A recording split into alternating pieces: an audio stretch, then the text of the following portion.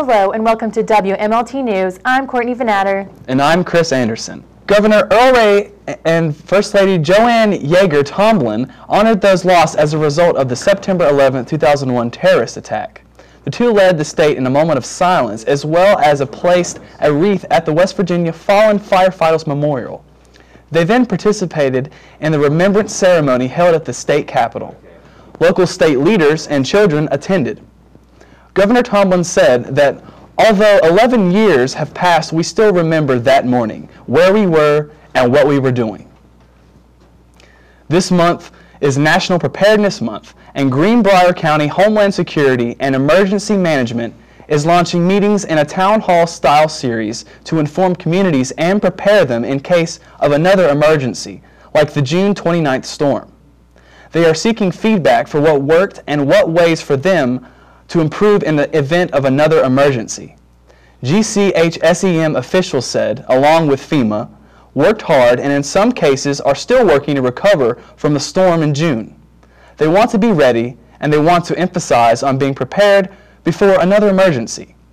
Their slogan for this month's preparation tips is, "The first 72 is on you."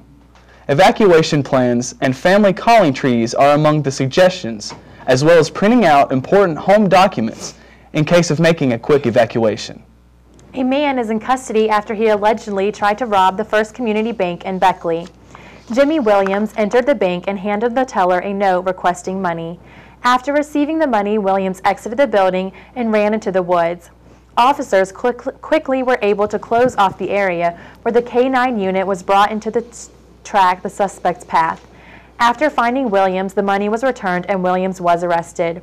Police say that no weapons were involved, yet the incident was still considered an armed robbery due to the act itself. Concord University starting quarterback Zach Grossi was transported to the Princeton Hospital with severe injuries after his SUV was hit by a Jeep in between Athens and Princeton on Eads Mill Road last week. The accident occurred when the driver of the Jeep failed to yield when making a left turn.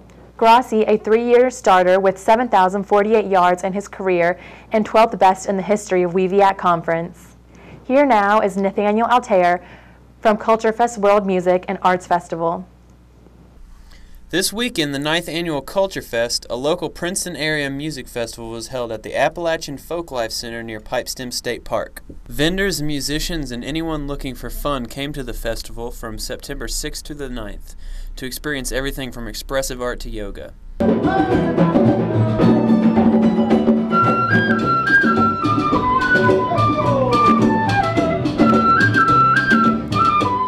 People camped for the 3 nights, even braving the rain to stay the whole weekend and watch every band.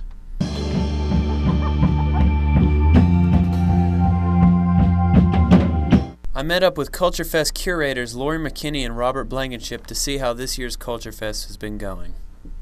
How's the festival been going for you thus far? It's going great. We've had a few technical issues and some rain, but other than that, it's going great. People are in high spirits. Starting to come back out now that the rain's calmed down, but other than that, it's been great. I know the festival is almost a decade old. Are you planning to make it go on into its teens and beyond? Absolutely. We'll do it as long as we can, as long as everybody continues to want it here. We'll keep putting it out, and we are excited about the 10th anniversary. It feels like we're about to round a corner, and in a lot of ways it feels like the beginning right now. What do you like about this festival?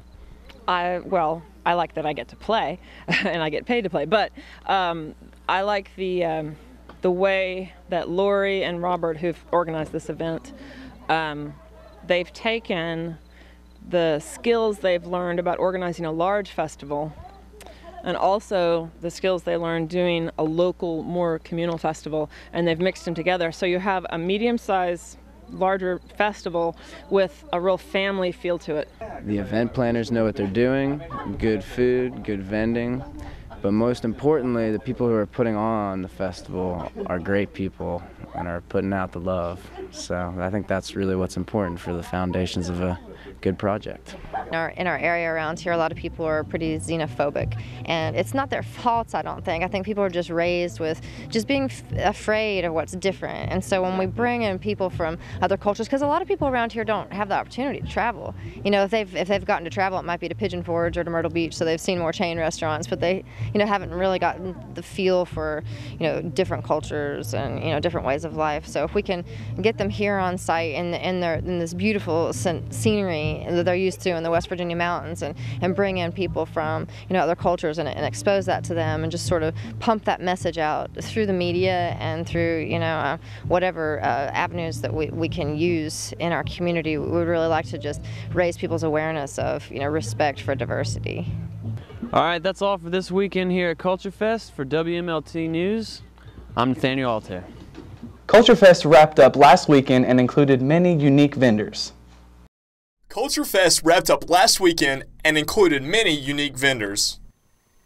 You know, there are a lot of people out there that aren't a fan of hemp, like I said. And the bone butter it's got rosemary, calamus, and chamomile in it. They're all herbs that naturally help your skin to heal. A lot of my labels are printed on 100% post-consumer recycled paper. You know, we try to be really conscious of the environment because it's what we have. Other vendors included Positive Vibrations, Super Seed Magazine, food from all over the world, and some very unique artwork. Festivals do kind of have a stereotype that goes along with it, that it's very drug oriented and it's, you know, just craziness. And but this is a family event. First of all, there's kids running around, and, you know, we're all just kind of watching over each other. Even us as booths next to each other, we're trying to help each other out if someone needs something. And the people here are just so welcoming. If you're afraid to go to festivals in general, or you're just don't feel like it's right for you, this is a good starter festival. I just couldn't find earrings that I liked in the store, so I said, well, I'll start making some, and sure enough, now I've got a lot. But I've made several different small lines of things. I've done cats and sea otters and owls for a little bit, and dinosaurs. But octopuses were the thing that I made the first two, and a bunch of my friends just bought them off of me immediately. So I just started making more, and my goal was 100 items for Culture Fest, since this is my first vending experience ever, and I got about 150 items by the end of it. Wild Earth Hoops offered handmade hula hoops and workshops in hoop dance. Hula hoop dancing is a great way to exercise while freeing up the mind and stretching out the body's muscles. For WMLT News, I'm Derek Klein in Athens. Stay tuned. We'll return with more WMLT News in just a moment.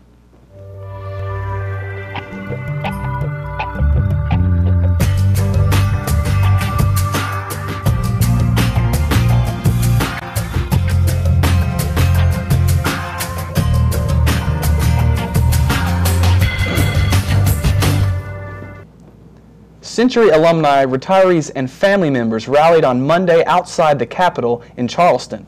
Governor Earl Ray Tomblin has been working with the retirees to help get the Ravenswood plant back open.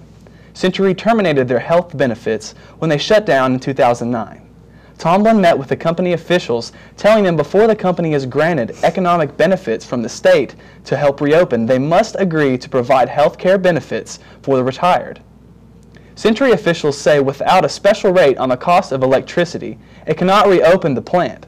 But it has to be argued that this would cause higher bills for other Appalachian Power customers. 738 people were affected when Century dropped its health care benefits. According to the Center for Disease Control and Prevention, 67% of adults in West Virginia are overweight and 30% are obese. The same study shows that 14% of teens are overweight, with 14% more who are also obese. A facility in Mercer County has worked for 15 years to help the community slim down. The Princeton Health and Fitness Center celebrated 15 years of service this month with Anniversary Week. The center has been a part of the community since 1997. Their goal is to serve the community by making it available for everyone to live the healthiest lifestyle possible. Member Services Director Brenda Woodward says celebrating 15 years is more than just an anniversary. It's creating opportunities and hope for a better tomorrow.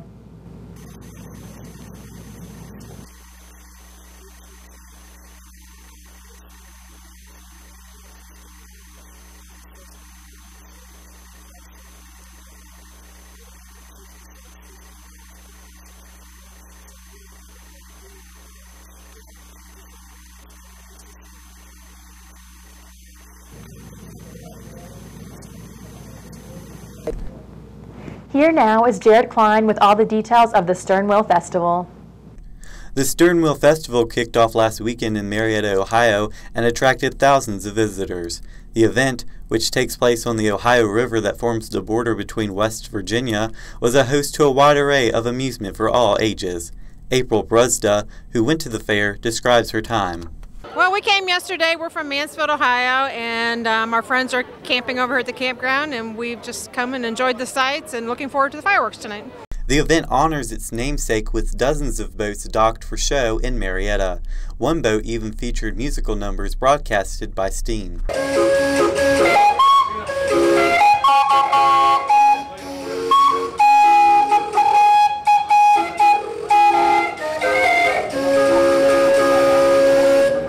Besides boats, the streets were lined with activities and stands. Cody Owens talked with us about his stand's crafts. We make 3D art decor signs from handmade. What we do is we go on our computers, hand draw them on there and then put them on PVC pipe board, and then we take them to a router. Then after we take them to the router, we put vinyl on them and then cut them out and put them together piece by piece. The Sternwheel Festival, which starts in Williamstown, West Virginia, continues over the bridge to Marietta, Ohio. Saturday came to a close with a fireworks show that awed everyone in attendance. Overall, many had an enthusiastic first impression of the festival. It's been a very enjoyable time, very good festival. Yeah, it's been a good time. Kind of excited to watch the fireworks tonight. I heard it was a pretty good show. Reporting in Marietta, Ohio, this is Jared Klein, WMLT News. Now, with this week's Ticket or Leave It, here's Cassidy Caro. Thank you and hello. I'm Cassidy Caro with your Ticket or Leave It. A few movies you should be looking for. One being Hit and Run, rated R. It's a comedy starring and also directed by Dax Shepard. In this hilarious movie about a young couple that doesn't favor their lifestyle as is, so they hit the road to have a road trip that can lead them to an opportunity of a lifetime. Along the way, they pick up some unwanted company, including a federal marshal, a past friend, and a band of crazies. Cast also stars Christian Bale and Tom Arnold. From director Simon West comes the sequel to The Expendables, and if you didn't see the first one, you might want to see it before checking out this movie. This is an action-packed movie that keeps you on the edge of your seat, bringing back a huge action cast including Stallone, Jet Li, Chuck Norris, Bruce Willis, and even many more. Arnold Schwarzenegger, too, as well. Thank you, and back to the desk. This has been WMLT News from Concord University. Tune in again in 2 weeks.